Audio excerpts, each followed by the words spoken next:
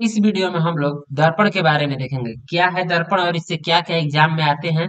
आज सभी क्लियर हो जाएगा कि दर्पण में क्या क्या हमको पढ़ना है। सभी चीज अच्छे से करा देंगे जिससे आपका दर्पण का एक भी क्वेश्चन एग्जाम में नहीं छूटेगा। इससे पहले वीडियो में मतलब इससे पीछे वाले वीडियो में हम इस चैप्टर का सभी चीज करा दिए हैं। आप लोग जो लोग वीडियो नहीं देखे होंगे जाके ये सब देख लीजिएगा। पूरा दर्पण से पहले का जितना भी आपको बुक में दिया है सभी चीज हम करा चुके हैं। वास्तविक काल्पनिक प्रतिबिंब क्या ये सब होता है सब चीज करा दिए हैं किरण के बारे में। आज की इस वीडियो में हम लोग दर्पण को देखेंगे। एक बार सभी लोग रिवाइज कर लेंगे। क्लास में कुछ नए भी है जो ये अच्छे से नहीं पढ़े हैं तो सभी यहाँ से आप लोग एक बार रिवाइज कर लीजिएगा और परीक्षा में अच्छे से लिखना है जाके। तो यहाँ से शुरू किया जाएगा आज दर्पण। चलिए, इसमें है कि दर्पण तो दर्पण किसे कहते हैं, क्वेश्चन आ सकता है कि दर्पण किसे कहते हैं आखिर। तो देखिए परिभाषा, प्रकाश के परावर्तन के नियमों को पूर्णतः पालन पालन करने वाले स्वच्छ सफेद मतलब व्हाइट कलर का होना चाहिए। और स्वच्छ मतलब साफ होना चाहिए, साफ सफेद कांच के टुकड़े को दर्पण कहते हैं। मतलब कि दर्पण किसे कहते हैं, तो प्रकाश के परावर्तन के नियमों को पूर्णतः पालन करने वाले स्वच्छ सफेद कांच के टुकड़े को दर्पण कहते हैं। ये हुआ दर्पण का एकदम नॉर्मल सा परिभाषा। अब कहेगा क्वेश्चन में कि दर्पण कैसे बनाया जाता है, दर्पण कैसे बनाया जाता है अर्थात दर्पण का निर्माण कैसे होता है। तो दर्पण का निर्माण की प्रक्रिया को यहाँ से है देख लीजिए कि दर्पण के निर्माण में प्रायः कांच का उपयोग होता है। मतलब कोई भी दर्पण होता है तो उसमें कांच का ही उपयोग होता है। तो वही है यहाँ पर कि दर्पण के निर्माण में कांच का उपयोग होता है, जिसके एक ओर सिल्वर आयोडाइड यानी एजीआई या सिल्वर ब्रोमाइड यानी एजीबीआर का कलई किया जाता है। कलई मतलब समझ लीजिए नॉर्मल भाषा में पेंट। जैसे कोई भी आप लोग घर में देखिएगा, आपके ऐनक होगा, ऐनक जिसमें चेहरा देखा जाता है, तो उसके एक एक साइड मतलब पीछे की ओर पेंट लगा रहता है। तो वो पेंट किस चीज का होता है, तो यहीं पे यहाँ पे दिया है कि सिल्वर आयोडाइड या सिल्वर ब्रोमाइड का, इन दोनों में से कोई एक रहेगा जिसका उपयोग किया जाता है। फिर से देखिए कि दर्पण के निर्माण में प्राय कांच का उपयोग होता है, जिसके एक ओर सिल्वर आयोडाइड या सिल्वर ब्रोमाइड का कलई किया जाता है, जिस पर सिंथेटिक का लेप होता है। मतलब इस पे पेंट करके एक लेप चढ़ाया जाता है जिसे सिंथेटिक का लेप कहते हैं, जिसके दूसरी सतह से प्रकाश का परावर्तन होता है। मतलब एक साइड तो पेंट हो जाता है, जैसे ही कोई दर्पण है तो इसके एक साइड पेंट हो जाएगा, इस साइड अगर पेंट हो गया तो इधर से ही ना आप देखिएगा तो इधर प्रकाश का परावर्तन होगा, कोई भी किरण आएगी तो लौट जाएगी। ठीक, तो ये हुआ दर्पण का निर्माण। अब पूछता है कि दर्पण का उपयोग कहाँ कहाँ किया जाता है, मतलब कि दर्पण का क्या उपयोग है। तो दर्पण का उपयोग चेहरा देखने में, तो सबके घर में होता है दर्पण। दर्पण का पहला उपयोग हो जाएगा चेहरा देखने में, वाहनों के साइड मिरर में, सौर कुकर में, और भी कई इसके एग्जाम्पल होते हैं। तो हम धीरे धीरे जैसे जैसे दर्पण का प्रकार पढ़ेंगे वैसे वैसे इसका एग्जाम्पल देखा जाएगा। अब यहाँ से है दर्पण का प्रकार। दर्पण के प्रकार मतलब दर्पण कितने प्रकार के होते हैं, कौन कौन से दर्पण होते हैं, मतलब मेन यहाँ से दर्पण का प्रकार आएगा आपको कि दर्पण कितने प्रकार के होते हैं। तो आपको लिखना है कि दर्पण तीन प्रकार के होते हैं। कितने प्रकार के, तीन प्रकार के। एक होता है समतल दर्पण, एक होता है गोलीय दर्पण, और गोलीय दर्पण दो प्रकार के होते हैं। गोलीय दर्पण दो प्रकार के होते हैं, तो ये सभी हम आपको बताएंगे। अभी आप लोग पहले देखिए कि ये समतल दर्पण, गोलीय दर्पण, और एक होता है परवलयिक दर्पण। इस दर्पण के बारे में आप लोगों को नहीं पढ़ना है क्योंकि एग्जाम में नहीं आता है, तो ये नहीं पढ़ना है परवलयिक दर्पण। बस आपको समतल दर्पण और गोलीय दर्पण, लेकिन लिखिएगा जरूर अगर आ जाए प्रकार में। तो कितने प्रकार के होते हैं, तो तीसरा आ जाएगा परवलयिक दर्पण। ठीक, अभी हम आपको देखेंगे समतल दर्पण में। तो समतल दर्पण, और ये काफी इंपॉर्टेंट है, इस ऑब्जेक्टिव यहाँ पर जो कर लेगा उसका एक भी ऑब्जेक्टिव नहीं छूटने वाला है, तो यहाँ से रिवाइज करते चलिएगा। इसमें है कि समतल दर्पण किसे कहते हैं, पूछ सकता है क्वेश्चन में। तो जिस दर्पण का परावर्तक सतह समतल हो उसे समतल दर्पण कहते हैं। जिससे मान लीजिए कोई दर्पण हो गया, ये एक दर्पण हो गया, तो ये एकदम समतल है। समतल है मतलब यहाँ मेरा टेढ़ा हो गया है, लेकिन आप लोग समझिएगा। जैसे इस यहाँ से देखिए ये लाइन है ना, ये वाला ये वाला एक लाइन है, तो ये कौन सा दर्पण का एग्जांपल है, समतल दर्पण। समतल दर्पण है, एकदम प्लेन है, नीचे पेंट होता है। कोई भी दर्पण हो उसके एक साइड पेंट होता है। पेंट हम निर्माण में भी बताए हैं कि एक साइड पेंट होता है, तो पेंट हो गया। जिसका परावर्तक सतह मतलब इस पे अब प्रकाश आएगा और यहाँ से लौट जाएगा, तो इस जो सतह है ना वो समतल होना चाहिए, मतलब एकदम प्लेन होना चाहिए। तो इस दर्पण को क्या कहेंगे, समतल दर्पण। यानी जिस दर्पण का परावर्तक सतह समतल हो उसे समतल दर्पण कहते हैं। तो ये क्या हो जाएगा, समतल दर्पण। अब देखिए समतल दर्पण का उपयोग बोल देता है, ऑब्जेक्टिव में ही आएगा। क्वेश्चन रहता है कि निम्न में से किसका उपयोग चेहरा देखने में होता है, तो नॉर्मली समतल दर्पण हो जाएगा। नॉर्मली समतल दर्पण का उपयोग कहाँ होता है, चेहरा देखने में या शोरूम में। शोरूम में जाइएगा गाड़ी वाड़ी के तो उसमें भी समतल दर्पण लगा रहता है। तो समतल दर्पण का उपयोग पूछे तो ये बता दीजिएगा। और एग्जाम ईटीसी और भी कोई हो सकता है, जैसे आप जाइएगा ड्रेस व्रेस की दुकान पे तो उसमें भी समतल दर्पण लगा रहता है। जैसे कपड़ा की दुकान पे जाइएगा उसमें भी समतल दर्पण होता है। तो कई उपयोग होते हैं, आपको एक दो उपयोग ही लिखना है सिर्फ। अब इसमें गुण होते हैं कि मतलब समतल दर्पण के क्या क्या गुण है, मतलब समतल दर्पण से क्या क्या हो सकता है। तो इसमें गुण इसके काफी इंपॉर्टेंट है ऑब्जेक्टिव के लिए। तो पहला गुण देखिए, गुण नंबर एक, कि समतल दर्पण द्वारा किसी वस्तु का प्रतिबिंब हमेशा काल्पनिक, हमेशा काल्पनिक, और यहाँ पे वीवीआई भी कर लीजिए। ऑब्जेक्टिव एक भी बाहर इस नोट से नहीं आने वाला है, इतना याद रखिएगा कि समतल दर्पण का किसी वस्तु का प्रतिबिंब, मतलब समतल दर्पण द्वारा किसी वस्तु का प्रतिबिंब हमेशा काल्पनिक, सीधा तथा वस्तु के बराबर होता है। सीधा बनेगा, बराबर बनेगा और काल्पनिक बनेगा। और काल्पनिक प्रतिबिंब हमेशा सीधा होता है। पीछे वाले वीडियो में भी हम आपको अच्छे से समझाए थे, इससे ऊपर वाले यानी कि पीछे वाले वीडियो में। तो याद रखिएगा कि समतल दर्पण द्वारा बना प्रतिबिंब हमेशा काल्पनिक, सीधा और वस्तु के बराबर होता है। ठीक, अब इसमें क्वेश्चन आपसे पूछेगा, अगर कोई क्वेश्चन पूछ दिया कि किसी समतल दर्पण के सामने 4 फीट की वस्तु, कितने फीट की है, 4 फीट की, 4 फीट की वस्तु को रखा रखा गया है, तो बना प्रतिबिंब कितने फीट का होगा। मतलब कोई समतल दर्पण हो गया, देखिए ये दर्पण हो गया, एक साइड इसके पेंट है, ये पेंट हमेशा राइट साइड किया जाता है, अगर कोई लेफ्ट साइड कर रहा है तो गलत है। ठीक, हमेशा राइट साइड पेंट होता है, तो राइट साइड पेंट है दर्पण पे। कह रहा है कि इसके सामने 4 फीट की वस्तु है, तो क फीट की वस्तु है, 4 फीट की यहाँ पे वस्तु खड़ी हुई है। तो कह रहा है कि दर्पण में इसका प्रतिबिंब कितने फीट का बनेगा। तो इसमें अभी यहाँ पे देखिए कि वस्तु दूरी काल्पनिक, सीधा और वस्तु के बराबर होता है, यानी कि वस्तु के बराबर, वस्तु के बराबर। तो जितने भी साइज का रहेगा उतना ही साइज का इसका क्या बनेगा, प्रतिबिंब। तो 4 फीट का है तो 4 फीट का ही इसका प्रतिबिंब बनेगा। ठीक, बस इसको डायरेक्ट कर लेना है आंसर। दूसरा इसका गुण क्या है, दूसरे में कहता है कि समतल दर्पण में वस्तु की दूरी और प्रतिबिंब की दूरी बराबर होती है। अभी तो यहाँ पे आपने देखा कि वस्तु बराबर होता है प्रतिबिंब के, और यहाँ पे दूरी भी कह रहा है कि वस्तु दूरी और प्रतिबिंब दूरी, वस्तु की दूरी और प्रतिबिंब दूरी भी बराबर होती है। यहाँ पे क्वेश्चन देख लीजिए, इससे रिलेटेड कह रहा है कि एक समतल दर्पण के सामने 10 मीटर की दूरी पर, 10 मीटर की दूरी पर कोई 7 फीट का व्यक्ति खड़ा है। मतलब समतल दर्पण हो गया, इससे 10 फीट की दूरी पर, यानी कि ये वाला दूरी दिया है 10, ये वाला दूरी कितना दिया है 10। एक समतल दर्पण के सामने 10 मीटर की दूरी पर 7 फीट का व्यक्ति खड़ा है, उस व्यक्ति का प्रतिबिंब कितना दूर बनेगा। मतलब ये ऊंचाई का भी कोई काम नहीं है, कह रहा है कि 10 मीटर की दूरी पर खड़ा है, यहाँ पे खड़ा है 10 मीटर, यहाँ से यहाँ तक की दूरी है, तो कह रहा है कि इसकी प्रतिबिंब कितना दूर बनेगा। तो वस्तु दूरी प्रतिबिंब दूरी के बराबर होती है किस दर्पण में, समतल दर्पण में। तो 10 फीट के 10 मीटर की दूरी पर खड़ा है, तो इसका प्रतिबिंब भी 10 मीटर की दूरी पर ही बनेगा। तो मतलब इसमें वस्तु की दूरी और प्रतिबिंब की दूरी बराबर होगी। तीसरा गुण है, तीसरा गुण यहाँ पे है कि दो समतल दर्पणों के बीच, दो जिससे समतल दर्पण रहेगा, शोरूम में होता है, दाढ़ी वाड़ी बनवाने जाइएगा तो वहां भी होता है। इसमें कह रहा है कि दो समतल दर्पणों के बीच प्रतिबिंबों की संख्या, प्रतिबिंब की संख्या ज्ञात करने के लिए थीटा बटे में 360, क्या है ये, थीटा बटे में 360 का उपयोग किया जाता है। एक फॉर्मूला है कि थीटा बटे में 360 का उपयोग किया जाता है। एग्जाम्पल देखिए तुरंत इसमें, कि यदि दो समतल दर्पणों को 90 डिग्री के कोण पर रखा गया है, यहाँ थीटा का मान कितना दिया है 90 डिग्री, कोण पर रखा गया है, तो उनके द्वारा कुल कितना प्रतिबिंब बनेगा, उनके द्वारा कुल कितना प्रतिबिंब बनेगा। तो प्रतिबिंब की संख्या ज्ञात करने का फॉर्मूला है थीटा बटे में 360। तो थीटा बटे में 360 हो गया, थीटा बटे में 360 नहीं, 360 बटे में थीटा। ठीक, 360 बटे में थीटा, 360 है ऊपर, यहाँ पर थीटा है, 360 के जगह पर 360 हो गया। और थीटा का मान यहाँ पे दिया है कोण कितने डिग्री, 90 डिग्री, तो यहाँ पे 90 हो गया, 90 से 4 बार में कट गया। तो आप लोग तो कहिएगा कि 4 आ गया तो यही आंसर होना चाहिए, लेकिन इसमें एक चीज नोट है, नोट में याद रखिएगा कि अगर सम संख्या आ जाए, कितना आ जाए, सम संख्या, तो उसमें से एक घटा लेंगे। अगर ये सूत्र रखने के बाद, अगर घटाने के बाद कोई सम संख्या मिल जाए, तो उसमें से एक घटा लेंगे, तो यहाँ पे आंसर क्या हो जाएगा, 3 प्रतिबिंब बनेगा। कितना प्रतिबिंब, 3। फिर से यहाँ पे देखिए अगला क्वेश्चन, कि यदि दो समतल दर्पणों के बीच 30 डिग्री का कोण है, तो इसमें कुल कितने प्रतिबिंब बनेगा। देखिए तो 360 हो गया ऊपर, 30 हो गया नीचे, 30 ले 12 बार में, फिर आ गया क्या, सम संख्या, सम संख्या आएगा तो एक घटा लेंगे, तो आंसर क्या हो जाएगा, 11, आंसर 11 प्रतिबिंब बनेगा।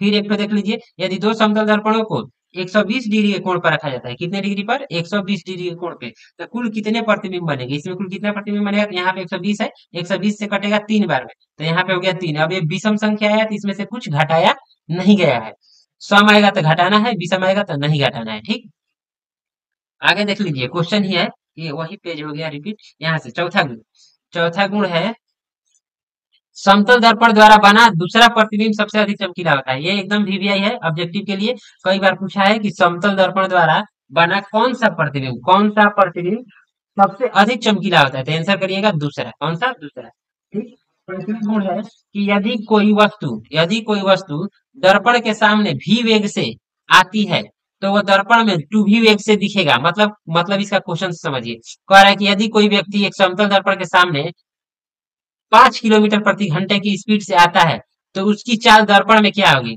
अगर 5 की स्पीड से अगर कोई है बढ़ रहा है, तो दर्पण में लगेगा कि वो 10 की स्पीड से है। कौन तो स्पीड से है? 10 के, यानी कि दुगुना हो जाता है चाल इसका, दुगुना हो जाता है। ठीक, छठवां गुण देखिए, छठवां छठवां है कि यदि समतल दर्पण में अपना पूरा प्रतिबिंब देखना है। मान लीजिए कि कोई दर्पण है इसमें और आपको पूरा अपना चेहरा देखना है, तो फिर से यहाँ पे एक सेकेंड।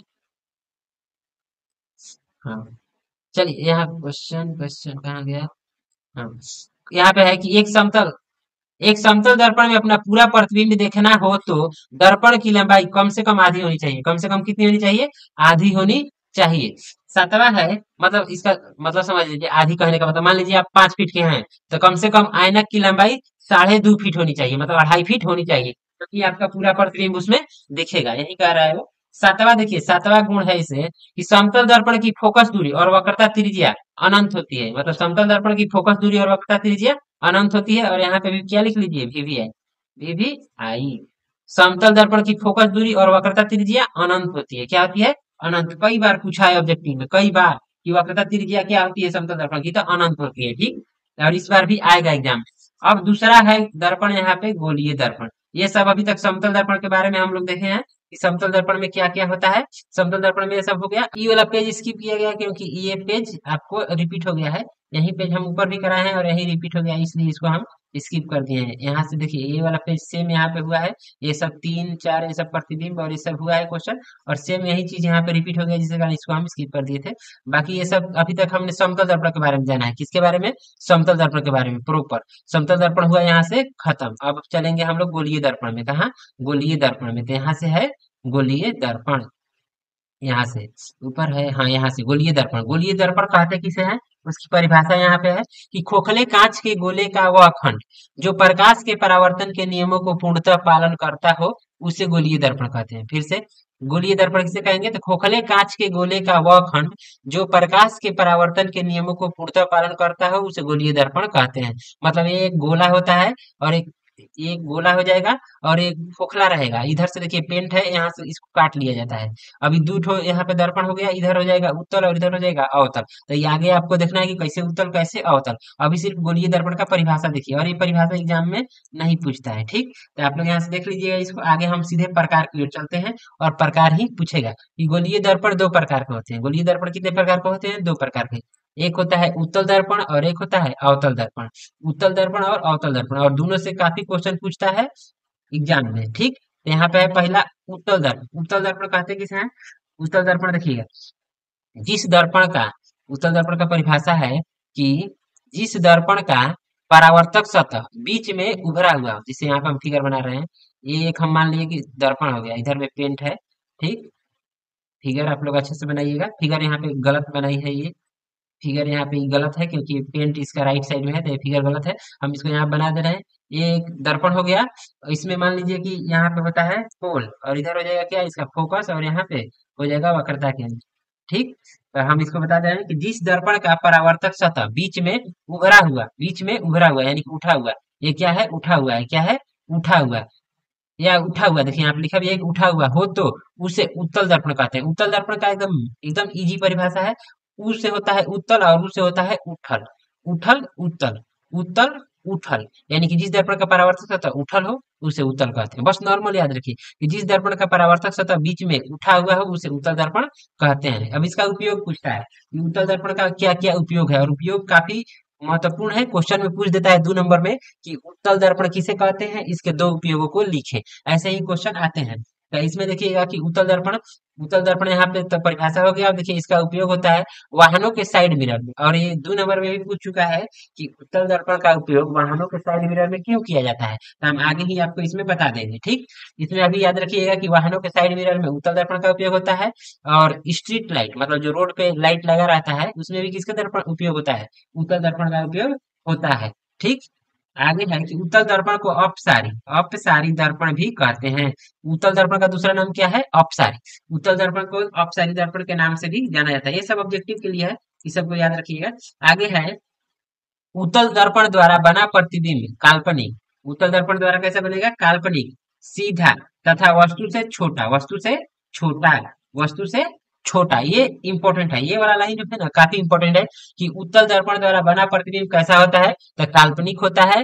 कैसा होता है? तो सीधा होता है और वस्तु से छोटा होता है। ये इससे जो भी बनेगा ना काल्पनिक प्रतिबिंब बनेगा। आगे आपको प्रतिबिंब बनाना भी देखना है कि प्रतिबिंबों की स्थितियां, तो वो सभी इसमें हो जाएगा। आप लोग बस खाली देखते रहिए, ठीक।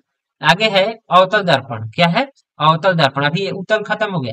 उत्तल में इतना ही था कि उत्तल किसे कहते हैं, उसका उपयोग, और उत्तल का ऑब्जेक्टिव टाइप का जो भी हो वो हो गया। और उसके बाद अब सीधे देखना है किसको? अवतल।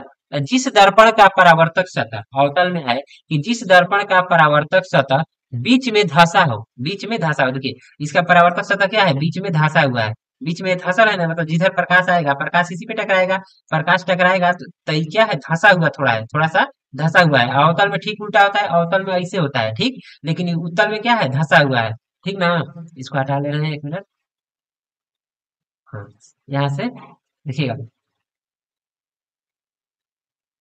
इसमें है कि अवतल दर्पण में कि जिस दर्पण का परावर्तक सतह बीच में धंसा हो तो उसे अवतल दर्पण कहते हैं। इसको क्या कहेंगे? अवतल दर्पण कहते हैं। इसका उपयोग क्या है? इसका उपयोग जैसे कि आप उत्तल पढ़े थे तो उसका उपयोग था, तो अवतल है तो इसका भी उपयोग होगा। तो अवतल दर्पण का उपयोग वाहनों के अग्रदीप यानी कि हेडलाइट, हेडलाइट में किस दर्पण का उपयोग होता है? तो अवतल दर्पण का, अवतल दर्पण का उपयोग वाहनों के अग्रदीप, अग्रदीप मतलब हेडलाइट है, वो गाड़ी वाड़ी के आगे का जो लाइट होता है ना, उसमें किसका दर्पण का उपयोग होता है? तो अवतल का। तो अवतल दर्पण का उपयोग वाहनों के अग्रदीप में किया जाता है और दाढ़ी बनाने में यानी कि हजामत। और एक कई बार पूछ चुका है कि निम्नलिखित में से किस दर्पण का उपयोग हजामत करने के लिए किया जाता है? तो आंसर हो जाएगा अवतल। क्या हो जाएगा? अवतल। हजामत यानी कि दाढ़ी बनाने वाला किया जाता है। और अगला इसका उपयोग हो जाएगा सर्च लाइट में, टॉर्च में, सौर भट्टी में, सोलर कुकर। सोलर कुकर भी इंपॉर्टेंट है। सोलर कुकर भी इसमें काफी इंपॉर्टेंट है। कहेगा कि क्वेश्चन में कि सोलर कुकर कुकर में किस दर्पण का उपयोग होता है? तो अवतल दर्पण का उपयोग होता है। चिकित्सा आदि क्रियाओं में भी अवतल दर्पण का उपयोग होता है। मतलब अवतल दर्पण का काफी उपयोग है। और इसका जस्ट उल्टा जब आप लेंस पढ़िएगा तो उसमें उत्तल लेंस का काफी उपयोग होता है। यहाँ पे अवतल लेंस का काफी उपयोग है, और लेंस जब पढ़िएगा तो उसमें उत्तल लेंस का काफी उपयोग होता है। आगे है कि अवतल, अवतल दर्पण को अभिसारी, अवतल दर्पण को अभिसारी दर्पण भी कहते हैं। उत्तल दर्पण को यहाँ पे क्या बोला गया था? देखिए उत्तल दर्पण को अपसारी, उत्तल दर्पण को अपसारी, और अवतल दर्पण को यहाँ पे जस्ट उल्टा उसका क्या हो गया? अभिसारी, यानी कि दोनों अपोजिट होता है, वही कहते हैं। हम शुरू में भी आपको बता दिए कि अभिसारी क्यों और अपसारी क्यों। शुरुआत के पहले वीडियो में देख लीजिए अभिसारी क्यों कहेंगे और अपसारी क्यों कहेंगे, ठीक। यहाँ पे है कि अवतल दर्पण द्वारा बना प्रतिबिंब वास्तविक, यहाँ उत्तल दर्पण का हुआ था। और देखिए अवतल में अवतल दर्पण द्वारा बना प्रतिबिंब वास्तविक, काल्पनिक, बड़ा, छोटा, बराबर, उल्टा, सीधा, मतलब इसमें कहिएगा कि सभी प्रतिबिंब बनता है। अवतल दर्पण में सभी प्रकार का प्रतिबिंब बनता है। कुछ भी दे दे अवतल दर्पण में सब बनता है, अवतल दर्पण में सब बनता है, ठीक। वास्तविक, काल्पनिक, छोटा, बड़ा, बराबर, उल्टा, सीधा, सब प्रतिबिंब किसमें बनता है? तो अवतल दर्पण में। आगे है गोलीय दर्पण संबंधित परिभाषाएं। तो ये हम अगले वीडियो में परिभाषा आपको दिखा देंगे कि प्रधान अक्ष, वक्रता केंद्र, ध्रुव, ये सब किसे कहते हैं। बाकी आज के वीडियो में इतना ही। वीडियो पसंद आया होगा तो सब्सक्राइब जरूर करना है। बाकी अगले वीडियो में हम आपको इस चैप्टर के और भी बाकी चीज को कंप्लीट करा देंगे। मिलेंगे अगले वीडियो में, तब तक के लिए जय हिंद।